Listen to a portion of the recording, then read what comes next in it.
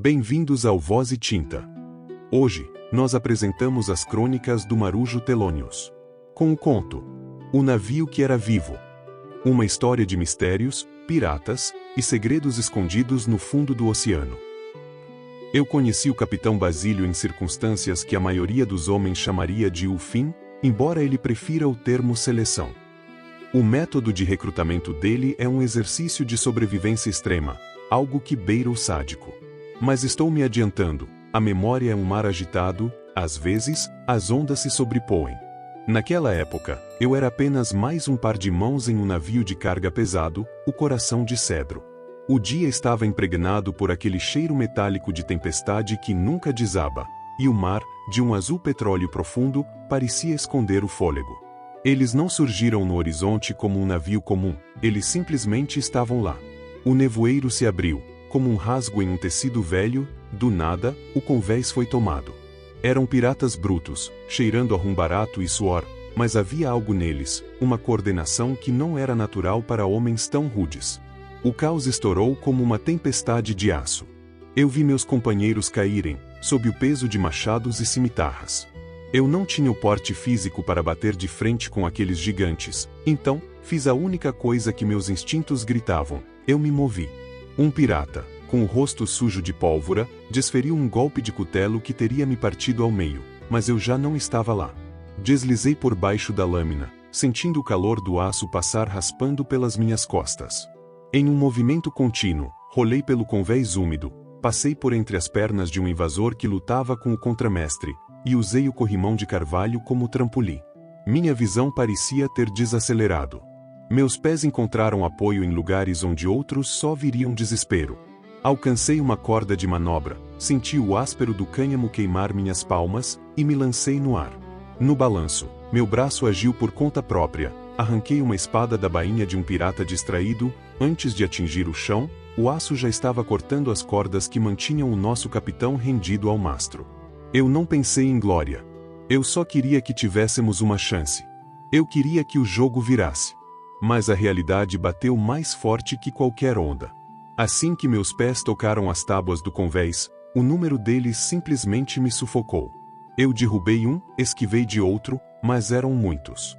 Senti o peso de 3 homens sobre mim, forçando meu rosto contra a madeira salgada. O gosto de sangue e poeira invadiu minha boca. Ali, imobilizado, vi um par de botas de couro gasto parar diante dos meus olhos. O capitão Basílio não parecia um deus ou um demônio, apenas um pirata mais velho e perigosamente calmo. Ele olhou para o rastro de confusão que eu tinha deixado no convés, e deu um sorriso curto, quase imperceptível. Foi a primeira vez que vi um deles fazer algo estranho. Ele não me chutou, nem me pilhou. Ele apenas colocou a mão sobre o mastro do nosso navio. Por um segundo, a madeira pareceu gemer, um som úmido e profundo, como se o carvalho possuísse nervos e estivesse sentindo dor. O capitão Basílio aproximou o rosto do meu. O contraste não poderia ser mais brutal. Eu sou, em todos os aspectos, o mais comum dos homens. Cabelos e olhos castanhos, uma estatura um pouco baixa demais para ser notada em uma multidão, e a pele curtida de quem sempre esteve na base da hierarquia naval. Eu era o fundo da tela, ele era a cicatriz no centro dela. Basílio era alto, com cabelos de um cinza prematuro, e olhos claros que pareciam filtrar a luz de forma errada. À primeira vista, ele parecia abatido, quase doente, como se o tempo tivesse passado por ele 2 vezes e deixado um rastro de exaustão. Mas era uma armadilha visual. No momento em que ele se moveu, a ilusão de fragilidade se desintegrou. Havia uma sagacidade indescritível em sua postura, uma precisão de predador que tornava cada gesto ser um aviso de perigo. Ele me estudou de cima a baixo, em um silêncio que pesava mais que as correntes que me prendiam. Depois, desviou o olhar para um pequeno grupo de seus homens que observava a cena de perto. Eles não eram como os brutamontes que me arrastaram. Enquanto o resto da tripulação ainda se ocupava em saquear o que restava do Coração de Cedro, com uma violência desordenada, aquele grupo mantinha uma postura de confiança absoluta. Estavam alertas, mas tranquilos, como se aquele massacre fosse apenas uma tarefa burocrática de uma rotina longa e estranha. Eu percebi no mesmo instante, eles eram o núcleo. Eram os oficiais, ou talvez algo mais profundo que isso, os verdadeiros guardiões dos segredos de Basílio. Para eles, eu não era um prisioneiro, eu era um experimento que acabará de passar na primeira fase. Basílio esticou um dedo longo e pálido, tocando levemente a cicatriz recente no meu rosto, um presente do ataque. Seu toque não era quente, era como o mármore de uma tumba no inverno. Ele se virou para o homem grande e esconde o extraordinário, daquela elite silenciosa. Ele murmurou uma troca de olhares rápida, tinha a cadência de um segredo compartilhado precisava de confessionário. Ele correu como capitão, se o deck estivesse pegando disse o homem, com uma voz que soava mas aqui no meu domínio, arrastando o fogo não é o que nos queima. Mas vamos ver se a alma dele que vem de baixo, rápida quanto as pernas, quando o horizonte começar a sangrar. Basílio deu um pequeno aceno, um gesto quase imperceptível de condescendência, e o peso da sua presença finalmente se afastou de mim. Mas o vazio que ele deixou foi preenchido por um frio súbito. Eu estava prestes a sair de um mundo de madeira e carga, para entrar em um domínio onde a razão naufraga antes mesmo de zarpar. Eu estava com medo, um medo que não se explicava apenas com palavras. Eu tremia de forma tão descontrolada que o convés parecia inclinar sob meus pés, e a tontura me envolvia em ondas de puro pânico. Mas, em algum lugar profundo das minhas entranhas, uma centelha de dignidade se recusava a apagar. Forcei meus pulmões a buscarem ar. Levantei a cabeça, e olhei diretamente nos olhos do capitão. Eu não o enganei nem por um segundo. Basílio leu meu terror como se fosse um mapa aberto, mas o que ele fez a seguir cortou o clima de execução que pairava no ar. E, garoto, ele disse, com uma calma que me desarmou. Quer ouvir algo engraçado? Eu não respondi. Minha voz estava trancada na garganta. Ele deu um meio sorriso e apontou para os 5 homens que me cercavam com seus olhares de pedra. Está vendo esses 5 rapazes mal encarados? Ele começou a apresentá-los como se estivéssemos em uma recepção de gala, e não em um navio pirata manchado de sangue. Aquele grandão ruivo é meu primeiro imediato, Guilherme. Aquele gordinho ali é o quartermaster, chama-se Gabriel. O loiro magricelo que parece estar sempre calculando o peso do ar é meu mestre de navegação, o Douglas. Aquele de pele morena é o contramestre, Felipe. E aquele rapaz estranho com os cabelos encaracolados, bem, ele é o meu médico, o João. Eu senti um lampejo de coragem voltar, empurrado pelo absurdo da situação. Senhor. Minha voz saiu rouca, mas audível. Você precisa rever seriamente o seu conceito de humor. Basílio soltou uma risada curta, seca como madeira velha estalando ao fogo. Não. Ele disse, inclinando-se um pouco mais. A parte engraçada eu ainda não falei. O engraçado, garoto, é que todos eles, sem exceção, já estiveram exatamente na mesma posição que você. Caídos, tremendo, e esperando pela morte no meu convés. O silêncio que se seguiu foi mais pesado que o barulho da batalha. Olhei novamente para os 5 homens. Eles não desviaram o olhar. Não havia zombaria em seus rostos, apenas uma aceitação sombria. Eles eram o meu futuro, ou pelo menos, o que restaria de mim se eu sobrevivesse ao que quer que o barril de conhaque estivesse caçando. Barril de conhaque. Esse era o nome gravado na alma daquele navio.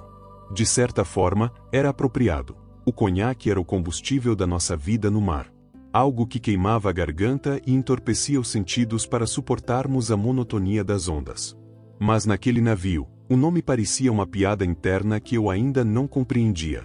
Passei os primeiros 3 dias confinado.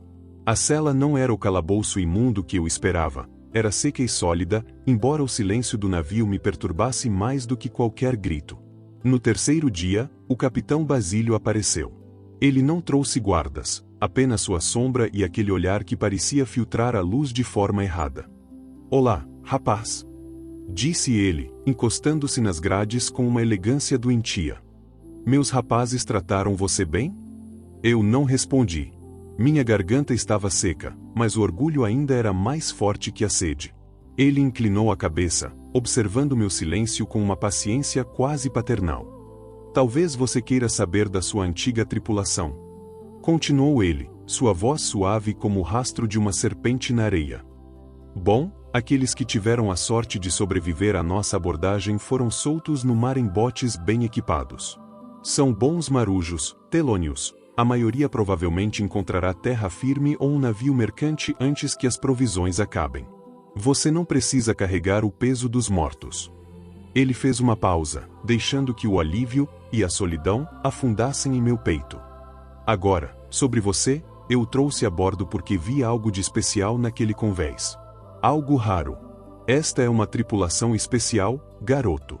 Nós não caçamos ouro, nós caçamos o que o mundo esqueceu de enterrar. Fazemos coisas que a maioria dos homens classificaria como delírio. Ele girou uma chave entre os dedos pálidos, um som metálico que ecoou no porão. Você pode ir embora, se quiser. E se conseguir nadar o suficiente para desafiar o horizonte. Ele deu uma risada curta e irônica, um som seco que não demonstrava crueldade, apenas um realismo brutal. Mas, se decidir aceitar o peso de pertencer ao barril de conhaque, eu lhe faço um convite para descobrir o extraordinário. Ele abriu a porta da cela, o rangido do metal soando como um portal se abrindo. O mundo é pequeno demais para homens com o seu fogo nos pés, Telônios. Você quer continuar sendo apenas um marujo, ou quer ver o que o oceano esconde quando pensa que ninguém está olhando? E assim, de forma quase surreal, começou minha jornada a bordo do barril de conhaque. Nos primeiros dias, a rotina até parecia normal, se você ignorasse a aura de autoridade absoluta que o capitão e seus 5 oficiais de elite emanavam a cada passo pelo convés. Mas o que realmente me surpreendeu foi o resto da tripulação. Eles não eram os piratas beberrões e desordeiros que o nome do navio sugeria. Acabei ficando amigo de um marujo, justamente o homem que quase me fatiou com um cutelo durante a invasão do meu antigo navio. Descobri que ele possuía uma educação refinada e habilidades táticas elevadas, nada condizente com um simples saqueador. Pedro? Perguntei a ele certa noite, enquanto as águas batiam suavemente no casco. Você era um capitão da marinha. Tinha respeito, patente, uma vida inteira de glória à sua frente. Por que largou tudo para se tornar um fantasma nesse navio? Pedro olhou para o horizonte, o reflexo da lua prateando o aço do seu cutelo agora limpo. O capitão fez aquela proposta para você, não fez? Ele deu um sorriso enigmático. Aquele papo sobre o extraordinário. Telônios, tudo o que ele disse é verdade.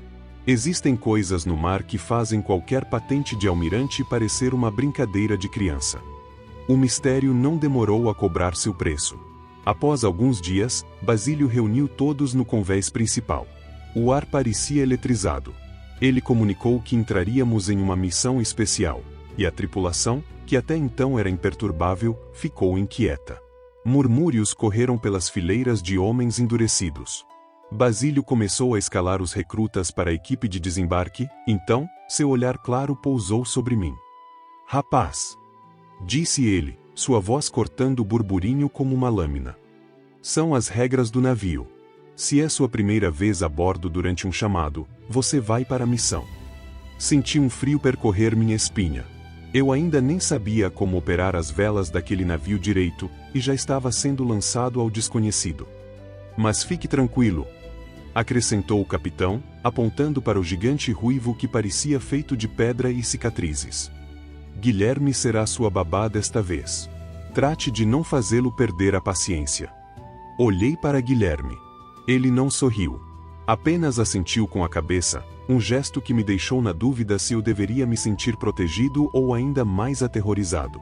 A equipe de desembarque foi formada com uma precisão que me dava calafrios. O capitão, Guilherme, o contramestre Felipe, e um grupo de mais 4 marujos cujos nomes eu ainda não conhecia, homens silenciosos que pareciam extensões das sombras do convés. Achei estranho que Felipe estivesse indo conosco. Na lógica naval que eu conhecia, o contramestre deveria permanecer a bordo, garantindo a manutenção e os reparos de possíveis danos durante a operação. Aproximei-me de Guilherme, tentando controlar o tremor na voz, questionei a presença de Felipe. O gigante ruivo olhou para baixo, encontrando meus olhos com um sorriso que não chegava às rugas de expressão. É porque você ainda não sabe todos os detalhes, garoto pés de fogo. Ele respondeu. O tom era suave, carregado de uma simpatia que eu sabia ser falsa. Não que ele fosse um homem cruel, mas eu via de longe que ele não me achava digno de confiança. Ele me tratava como uma criança curiosa que tropeçou em um jogo de adultos. Era fascinante e irritante observar como o tom de Guilherme mudava instantaneamente quando ele se dirigia ao capitão. a simpatia forçada dava lugar a uma reverência absoluta, uma lealdade que beirava o fanatismo. Mesmo assim, engoli meu orgulho e não questionei. Eu era o novato, meu papel era observar. Primeiro, vamos parar em uma ilha próxima. Continuou Guilherme, voltando sua atenção para o mar. Foi lá onde as sereias reclamaram do navio. Precisamos investigar o rastro que elas deixaram. Eu parei no meio do convés. Senti um zumbido nos ouvidos. Espera aí. Balbuciei, sentindo o peso da palavra cair como uma âncora no meu estômago. Você disse, sereias? Guilherme não se virou para me olhar, mas notei um leve tremor de diversão em seus ombros largos. Para ele, as lendas que faziam marinheiros veteranos rezarem em terra firme eram apenas indicadores de navegação. Eu estava prestes a descobrir que, no mundo de Basílio, os mitos não eram histórias de ninar, eram perigos com dentes afiados. Eu ainda estava tentando processar a palavra sereias quando Guilherme soltou um riso abafado, balançando a cabeça como se eu tivesse acabado de me surpreender com a cor do céu. Rapaz, o fascinante aqui não são as sereias. Disse ele, e dessa vez o tom de condescendência deu lugar a algo que parecia respeito. Mas não por mim, e sim pelo lugar para onde apontávamos a proa. O fascinante é a ilha onde elas se encontram. A Ilha dos Tesouros. Eu pisquei, confuso. Minha mente de marujo comum imediatamente desenhou mapas de piratas, X vermelhos e baús enterrados. Uma ilha do tesouro?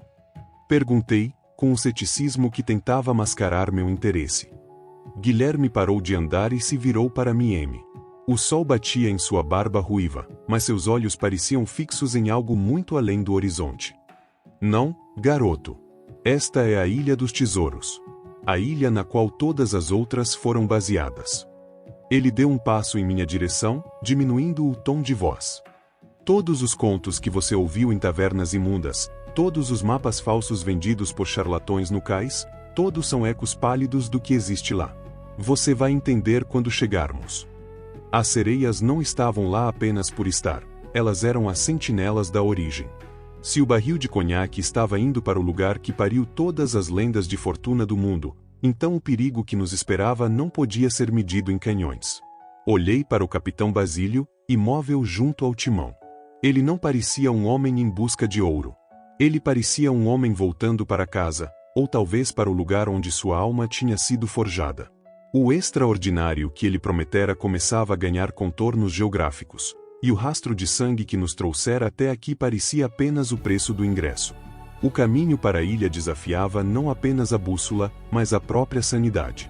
Navegar até lá era mergulhar em um labirinto de direções impossíveis. Guinávamos para a esquerda, para a direita, e em certos momentos, eu juraria que o barril de conhaque inclinava-se para cima e para baixo, como se estivéssemos cavalgando as dobras do próprio espaço. Mais tarde, entendi a verdade. A ilha era protegida por feitiços tão antigos quanto o mar. E apenas quem nascerá naquelas águas conhecia a trilha invisível. E o capitão sabia. Ele conduziu o leme com uma certeza gélida, como se seguisse um fio de fumaça que só ele podia ver. Quando finalmente atravessamos a última barreira de névoa, meus olhos se encheram de uma beleza que doía. O céu não era azul, mas de um dourado líquido e resplandecente. As árvores que brotavam da costa tinham folhagens de um azul vibrante, e a terra sob elas era de um tom rosado tão perfeito que se assemelhava aos doces mais finos das melhores confeitarias do mundo. Era um lugar que parecia feito de sonhos, mas havia uma tensão no ar que lembrava que sonhos podem se tornar pesadelos em um piscar de olhos. O capitão Basílio foi o único a descer. Do convés, observei em silêncio enquanto as guardiãs daquela terra surgiam da espuma das ondas. As sereias não tinham caudas de peixe ou escamas brutas. Elas possuíam pernas longas, cabelos que fluíam como seda ao vento, e uma pele que brilhava com um tom quase dourado. Mas o que me paralisou, o que me fez esquecer de respirar, foram os olhos delas. Eram claros, translúcidos, e filtravam a luz de forma errada, exatamente como os olhos do capitão. Fiquei tão fascinado por aquela visão, aquela conexão silenciosa entre o homem que me capturou e as criaturas da origem, que perdi a noção das horas. O tempo ali parecia correr de forma diferente, esticando os segundos em séculos. Só voltei a mim quando senti a mão pesada de Guilherme no meu ombro. Ei, pés de fogo, fecha a boca e volta para a realidade. Disse o imediato, com sua voz de cascalho, mas com um brilho de pressa no olhar. O capitão já está de volta. Conseguimos o que precisávamos. Olhei para a popa e vi Basílio subindo a escada de corda. Ele não trazia baús de ouro, mas sua expressão estava mais afiada do que nunca. Vamos atrás do navio, anunciou o capitão, e o tom de sua voz fez o convés do barril de conhaque vibrar sob meus pés. Agora é que a aventura começa de verdade. Navegamos contornando os limites daquela ilha impossível até que a costa norte revelou sua cicatriz, a entrada de uma caverna colossal, cujas mandíbulas de pedra pareciam prontas para triturar o carvalho do barril de conhaque. Assim que cruzamos o limiar, a luz dourada do céu da ilha foi deglutida. A escuridão nos abraçou com o frio úmido e antigo.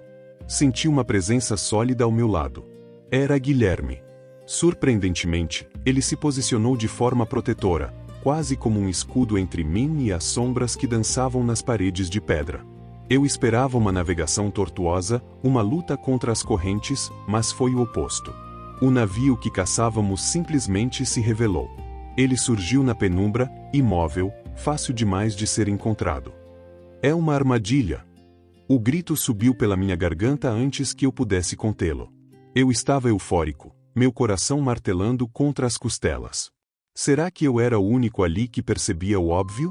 Não tínhamos informações sobre quem ou o que comandava aquela embarcação inimiga, mas se ela era uma ameaça, aquele era o lugar perfeito para uma emboscada. Estávamos entrando no estômago da baleia por vontade própria. Tentei alertar Guilherme, puxando pelo braço, mas ele apenas soltou uma risada curta e seca, sem desviar os olhos do alvo. Está com medo, Telônios? Ele perguntou, e pela primeira vez não senti apenas condescendência, mas uma satisfação sinistra. Confie no capitão. Ele é a armadilha das armadilhas.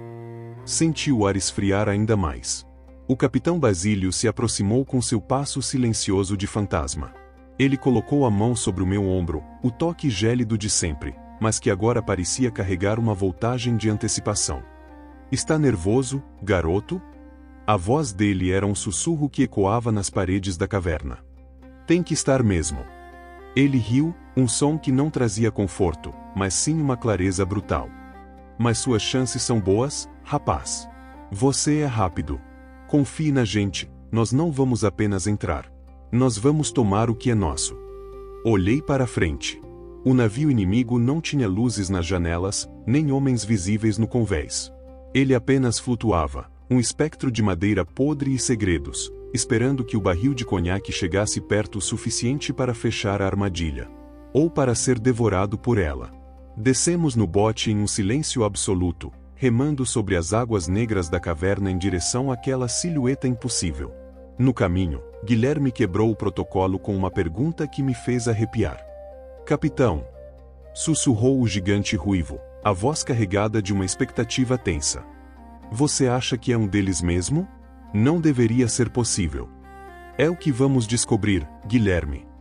Respondeu Basílio, sem desviar os olhos do alvo. Você está empolgado? Eu sempre quis ver um de perto, senhor. Do que diabos eles estavam falando? Empolgado pelo quê? Ver o quê? Eu olhava para aquele navio e só via um presságio de morte. Mas para eles, era como se estivéssemos indo ao encontro de uma relíquia sagrada e profana ao mesmo tempo. Embarcamos. Assim que meus pés tocaram o convés, a realidade pareceu se distorcer. O navio era um pesadelo sensorial. As cores da madeira mudavam conforme a luz da lanterna passava, oscilando entre tons de roxo e um cinza doentio.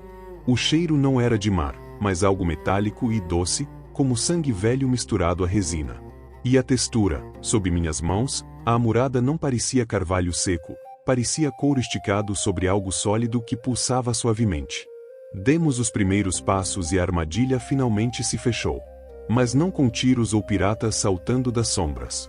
O navio reagiu a nós. O convés começou a chacoalhar violentamente, uma vibração profunda que subia pelas solas das minhas botas e fazia meus dentes baterem. Ele não estava apenas balançando na água, ele estava se contorcendo.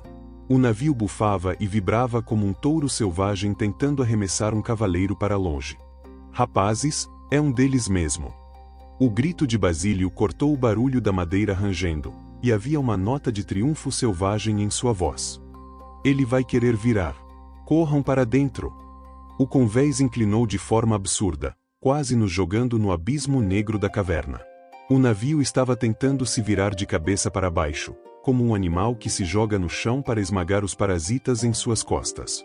Nossa única chance era mergulhar nas entranhas daquela criatura.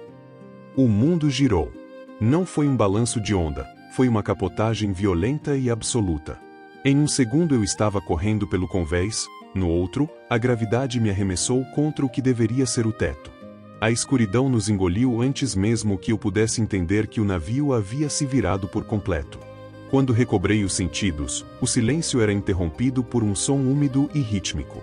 Eu estava em um compartimento estreito, mergulhado em um breu total, sentindo o ar ficar quente e pesado. Guilherme? Minha voz saiu como um ganido. Aqui, garoto. Uma mão massiva agarrou meu braço, me mantendo firme enquanto as paredes ao nosso redor começavam a se contrair, fechando-se sobre nós como um punho lento. O que está acontecendo? Por que esse quarto está se mexendo? É complicado, garoto. Guilherme respondeu, e eu podia ouvir o esforço em sua respiração. Eu explico depois, mas primeiro precisamos sair daqui, ou vamos morrer digeridos. Senti meu estômago dar um solavanco. Espera aí, digeridos? Pois é. Acho que fomos os sortudos que pegaram o caminho do estômago. Espero que o capitão e os outros estejam em lugares melhores. As paredes latejavam. Eu sentia uma seiva pegajosa começar a escorrer pelas vigas, que agora pareciam mais com costelas do que com madeira. Estávamos sendo processados pela carne do navio. E como vamos sair daqui? Perguntei, o pânico voltando a subir pela minha garganta. Não tem porta, não tem nada. Bom, eu tenho uma ideia. Ouvi o som de metal deslizando contra couro. De repente, uma luz escarlate cortou a escuridão. Guilherme havia puxado uma espada que eu nunca tinha visto. A lâmina era de um vermelho pulsante, cor de sangue vivo, com uma curvatura que lembrava uma cimitarra, mas com uma energia que parecia queimar o próprio ar. Sem dizer mais nada, ele desferiu um golpe horizontal. O aço vermelho não bateu na madeira, ele cortou a carcaça do navio como se fosse papel úmido. Um jato de um fluido escuro e quente espirrou contra nós enquanto a parede se rasgava, revelando uma abertura para um corredor orgânico. Saltamos pelo rasgo, deixando para trás o estômago do navio, mas o que encontramos do outro lado não era mais reconfortante. Estávamos oficialmente dentro de um monstro, e ele sabia que éramos uma infecção que precisava ser expelida. Vamos em frente? Disse Guilherme, sua voz cortando o som da pulsação das paredes. Ele já se preparava para avançar pelo corredor orgânico, mas eu finquei meus pés naquela carne úmida. Ei, ei, ei! Gritei, e o eco da minha própria voz soou estranho naquele lugar. Eu não vou a lugar nenhum antes de você me dar uma explicação. Chega de mistérios. Guilherme parou.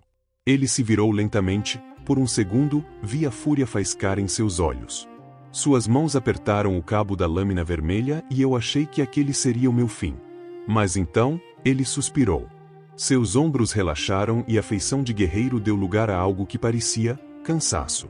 Ou talvez, uma ponta de respeito pela minha teimosia. Tudo bem, garoto? Disse ele, guardando temporariamente a tensão. É justo.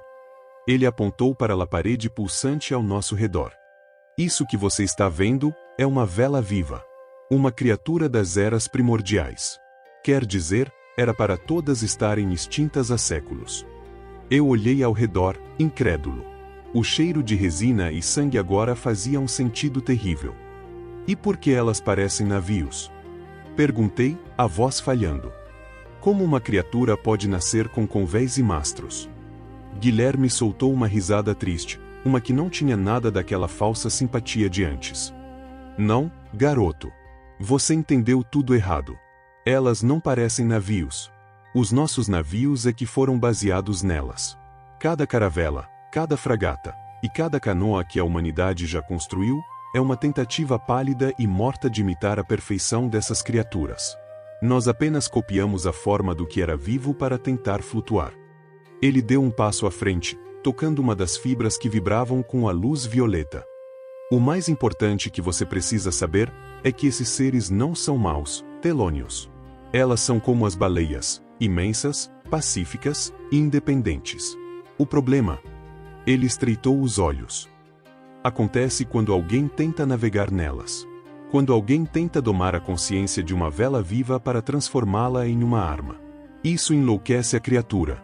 O que você está vendo aqui não é um ataque, é uma convulsão de agonia. O navio estremeceu novamente, um lamento profundo que pareceu vir debaixo dos nossos pés. Eu não estava mais em uma missão de pirataria. Eu estava dentro de um deus moribundo que estava sendo torturado. Alguém está no centro nervoso, não está? Perguntei, percebendo o objetivo real de Basílio. Alguém está pilotando essa dor. Exatamente. Guilherme desembainhou a espada novamente, a luz vermelha refletindo em seu rosto severo. E é por isso que você é vital aqui, pés de fogo. Eu sou pesado e lento para o que vem a seguir. O capitão está lidando com a mente da fera, mas nós precisamos cortar as rédeas. Cara, isso é uma loucura. Murmurei, enquanto esquivava de uma gota de seiva fervente que caiu do teto orgânico. Um navio vivo, seria incrível se não estivéssemos aqui dentro sendo digeridos. Mas me explica, como exatamente o capitão está lidando com a mente dessa coisa? O capitão fala a língua dos seres marinhos, telônios. Mas não é com palavras. Ele está fazendo a função de âncora, ele mantém a consciência da besta focada, tentando acalmá-la enquanto a gente faz o trabalho sujo de aliviar a agonia dela. Eu tenho infinitas perguntas. Eu disse, saltando sobre um feixe de nervos que chicoteou o chão. Mas por enquanto, me diga, por que alguém tentaria pilotar algo assim? E como se pilota uma criatura dessas? Guilherme fez uma careta, e a luz vermelha de sua espada iluminou as cicatrizes de seu rosto, tornando-as ainda mais profundas. Bom, é bem feio, na verdade. Não é como pilotar um barco de madeira, é mais como domar uma fera selvagem através da tortura. Isso já foi feito antes, há centenas de anos, e quem conseguiu dominou os mares por eras. Essa conexão com a vela viva prolonga a vida do hospedeiro e o conecta com os oceanos de uma forma que nenhum homem comum consegue entender. Mas, é uma vida amaldiçoada. Ele parou diante da membrana que tremia com o pulso do navio. Primeiro, para domar a criatura, você precisa acessar o sistema nervoso e travar uma luta de vontades onde um dos dois vai sair dominado. É o que está acontecendo agora. A mente do piloto lá dentro e a mente da vela viva lutam pelo controle absoluto.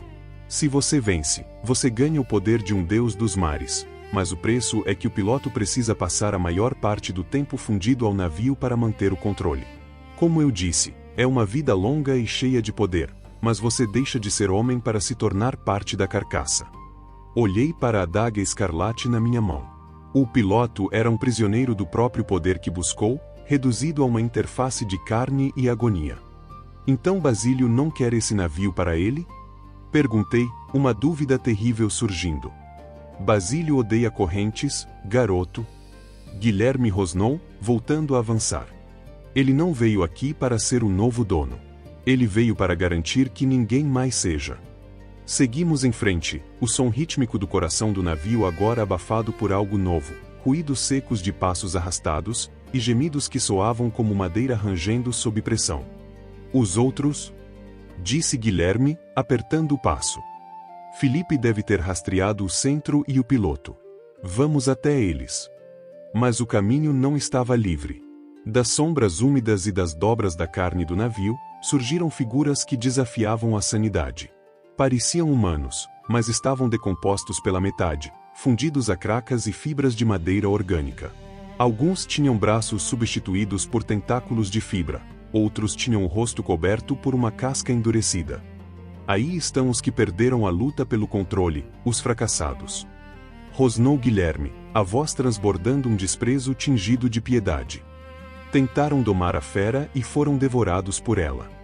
Ele sacou a espada de lâmina vermelha e avançou. O aço carmesim brilhava com uma fúria renovada, decepando os membros dos mortos-vivos com uma facilidade assustadora. Eu tentei ajudar, mas minha espada de aço comum era quase inútil contra aquela carne endurecida pelo sal e pelo tempo. a lâmina apenas resvalava ou ficava presa. Droga! Praguejei, sentindo o peso da minha ineficiência. Mas então, percebi que se eu não podia cortar, eu podia humilhar. Eu não precisava lutar contra eles, eu precisava passar por eles. Aquelas coisas eram lentas, desequilibradas pela decomposição e pelo peso da madeira que crescia em seus ossos. Comecei a me mover. Usei as paredes pulsantes do corredor para pegar impulso, saltando por cima das cabeças decrépitas. Um dos seres tentou agarrar minha perna com uma mão que mais parecia uma garra de caranguejo, mas eu já estava no ar, girando e aterrissando suavemente atrás dele. Para um marujo comum, seria um combate mortal. Para mim, era um exercício de esquiva. Eu era um borrão castanho na escuridão roxa, deslizando entre os monstros enquanto Guilherme abria um rastro de sangue e cinzas com sua espada mística. Estávamos chegando perto dos rapazes, e os sons das coisas que eles enfrentavam começavam a ecoar pelas paredes de carne. O mundo estava desabando em cima de nós, mas não era pedra, era carne. Uma carne que, em sua agonia, decidirá que seríamos o seu último banquete. O rigor mortis da vela viva era uma sinfonia de estalos de madeira e músculos que se contraíam como navalhas. Guilherme abria caminho, a lâmina vermelha dele sendo a única luz naquele labirinto de sombras roxas e cheiro de seiva fervente. Foi quando os vimos.